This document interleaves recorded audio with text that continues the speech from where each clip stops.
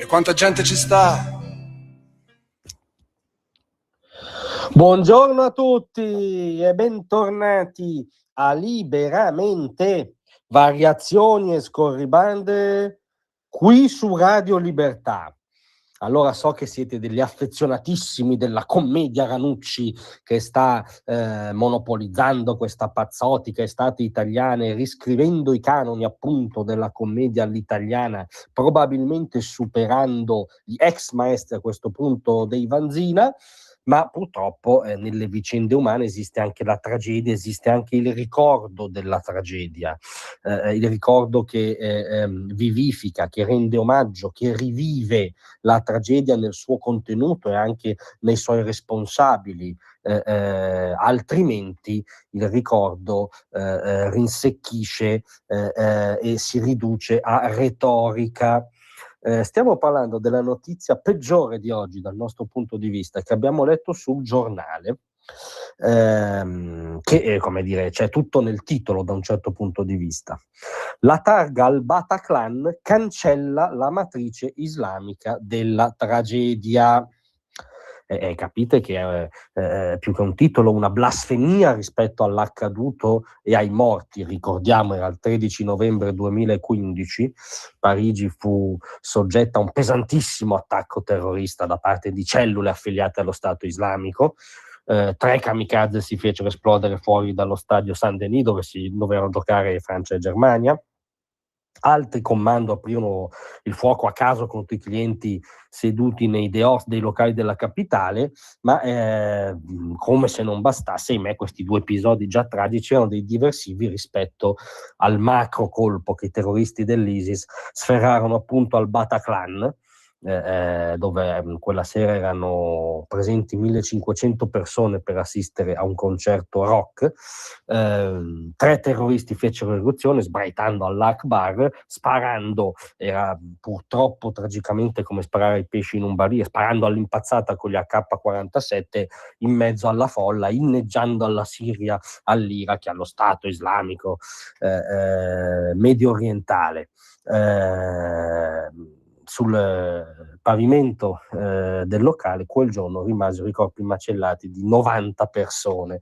Ebbene, a poco più di 10 anni da quello sfregio a quei corpi e all'anima della Francia, Parigi ha commemorato le vittime inaugurando un memoriale in Place Saint-Gervais dietro l'Hôtel de Ville. Leggiamo sul giornale: 6 blocchi di granito rappresentano i luoghi colpiti dai terroristi, che erano appunto Bataclan, col macello che abbiamo ricordato, Stade de France, Le Carillon, Petit Cambodge, La Bombière, La Belle Équipe, Compois Voltaire. Sul terreno sono riprodotte le strade, proprio la mappa quel giorno dell'orrore, delle vie sconvolte dal terrore. Ci sono alberi, fiori che testimoniano negli intenti, diciamo, la forza comunque della vita che va avanti. Cosa manca in tutto questo, questa costruzione, questo omaggio ovviamente dovuto e sacrosanto alle vittime innocenti di allora? E mancano gli attentatori, manca un elemento di cronaca vagamente rilevante. Chi è stato a entrare al Bataclan, a sparare all'impazzata, a farsi esplodere fuori dallo stadio Saint-Denis, a sparare a caso nei locali francesi? Sono stati comandi di terroristi islamici. Non è irrilevante, perché voi fate un esperimento mentale. È come se nei luoghi dove si commemora uno degli eccidi nazisti che devastarono la penisola alla fine della seconda guerra mondiale non fosse anche riportato sulla targa, sul materiale che dà vita oggi alla tragedia, l'autore della tragedia stessa, cioè se fosse omesso, no, che è una tragedia nazista, che i responsabili sono nazisti, no? È come se alle Fosse Ardeatine non si nominasse il nazismo. È un caso di rimozione conscia o inconscia. Se inconscia ancora peggio, perché vuol dire che l'ideologia e la neolingua buoniste sono ormai introiettate dalla classe dirigente francese ed europea, perché non c'è un altro motivo per omettere un dato così macroscopico, cioè il nome e l'identificazione di quelli senza i quali tutto questo orrore non ci sarebbe stato, tutto questo sangue non si sarebbe versato.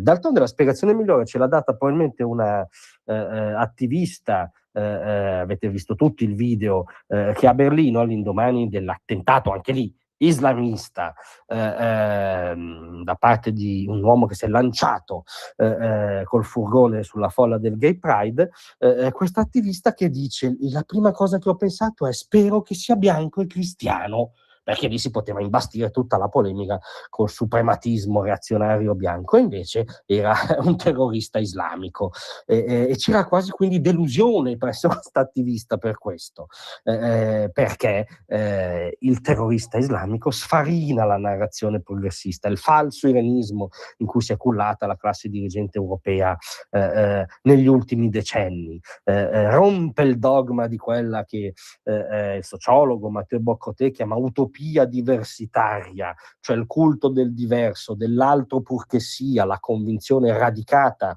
nelle elite multiculturali francesi in primis, per cui tutte le colpe siano dell'Occidente, della sua civiltà colonialista, infetta e sfruttatrice. E la Francia macroniana è stata la punta di diamante di questa cultura, di questo progetto di automortificazione culturale, ma poi è una storia ben radicata in Francia anche da ben prima di Macron. Ricordiamo come l'intelligenza francese accolse la rivoluzione comunista in Iran con un entusiasmo fuori controllo per i tagliagole che stavano sequestrando la civiltà persiana. Insomma, è una lunga storia che non vuole ammettere che esiste una declinazione politica, fondamentalista, assassina, terrorista dell'Islam, che è un problema e una minaccia per l'Occidente, per luoghi simbolici dell'Occidente come in teoria la città dei lumi, e che è un dovere ricordare anzitutto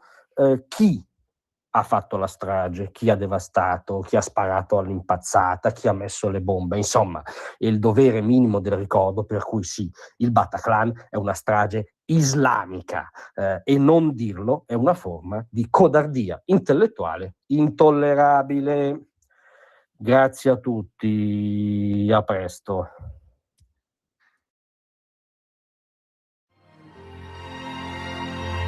Tra un manifesto e lo specchio